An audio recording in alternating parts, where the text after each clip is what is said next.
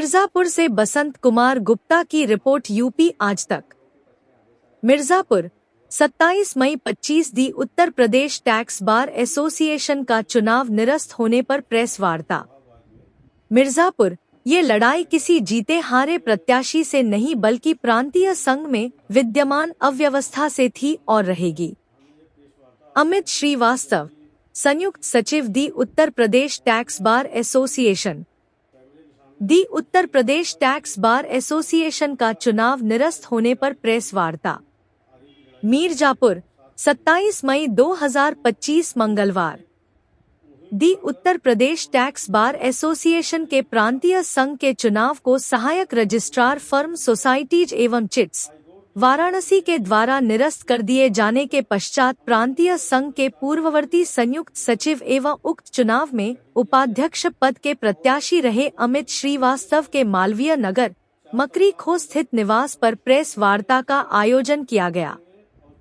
Press वार्ता के दौरान अमित श्रीवास्तव, जो मीरजापुर टैक्सेशन बार एसोसिएशन के उपाध्यक्ष भी हैं, ने बताया कि सहायक रजिस्ट्रार महोदय के आदेश से हम कर अधिवक्ताओं सहित प्रांतीय संघ को भी नया जीवन मिला है। शिकोहाबाद में हुए उक्त चुनाव में बेईमानी एवं धांधली हुई थी। चुनाव अधिकारी महोदय ने अपने द्वारा बिछाए गए जाल के अंतर्गत फर्जी वोटों के द्वारा अपने चहेतों को चुनाव जितवाया था। ये सारी बातें पकड़ी गई थी, सभी के सबूत थे और इन्हीं सबूतों तथ्यों के आधार पर उक्त चुनाव में अध्यक्ष पद के प्रत्याशी रहे पूर्णेंदु शर्मा के नेतृत्व में हम कर अधिवक्ताओं ने संघर्ष किया, बेईमानों की बेईमानी साबित की, जिसका परिणाम सहायक रजिस्ट्रार महोदय के द्वारा दिए गए इस फैसले के रूप में आया है। अमित श्रीवास्तव ने बताया। इसलिए कर रहे हैं, बताएं, परिचय देते हुए। मैं Amit Srivastava, Uttar Pradesh tax bar association के चुनाव में उपाध्यक्ष पद का उम्मीदवार था।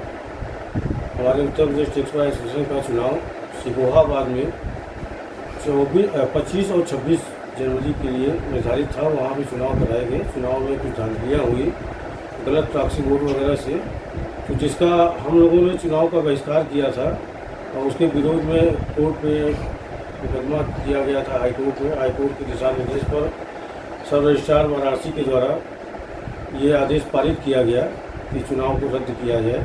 तो हमने आपको पूर्व में सूचित किया था कि हम ये मुहिम लड़ेंगे। उस मुहिम को हमने आज यहाँ तक पहुँचा दिया है। ये संदेश हम आप तक और अपने अधिवक्ता समाज तक भी पहुँचाना चाहते हैं कि हम लोग अधिवक्ता हित के लिए हर स्तर पर लड़ने के लिए तैयार हैं। अब आगे की रणनीति हमारी कोर कमेटी है, जो भी हम हमारे अध्यक्ष जी प्रत्याशी पूर्णेंदु शर्मा जी और विजय श्रीवास्तव जी हैं, वर्मा जी हैं, ये लोग अपना जो भी डिसीजन लेंगे सामूहिक डिसीजन होगा। ये चुनाव कितने साल में होता है? 2 साल का होता है। 2 साल का होता है। अभी आपने एक बात बताया कि चुनाव में धांधली हुई, किस प्रकार से धांधली हुई? धांधली प्रॉक्सी वोटों की थी।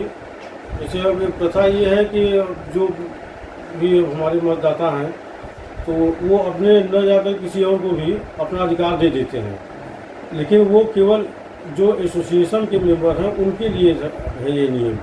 और ये हमारे संविधान के हिसाब से गलत था कि इनको जो कार्यकारिणी के पदाधिकारी या फाउंडर मेंबर या सदस्य हैं, जो इन लोगों को अपना प्रॉक्सी वोट देने का अधिकार नहीं है।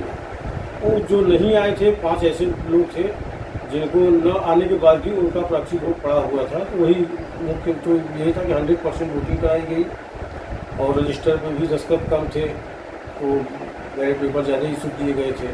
तो जानकारियाँ तो हुई थी, इसको चुनाव अधिकारी ने भी स्वीकार किया।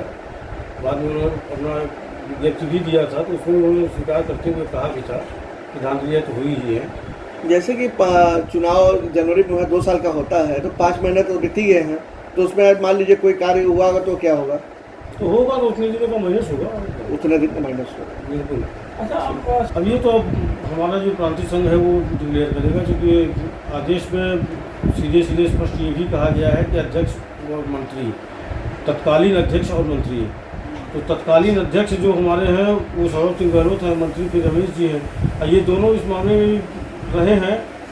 अब आगे क्या डिसीजन होता है जो होगा, क्योंकि हम लोगों को संज्ञान में लेके ही होगा, क्योंकि हम लोग वादी रहे हैं मुकदमे के। तो हम लोगों को बगैर संज्ञान में लिए न चुनाव अधिकारी नियुक्त होंगे और न ही पूरी कमेटी बनेगी। इसके लिए बैठक होगी कार्यकारिणी की, उस पर चुनाव अधिकारी नियुक्त होंगे। ठीक, धन्यवाद।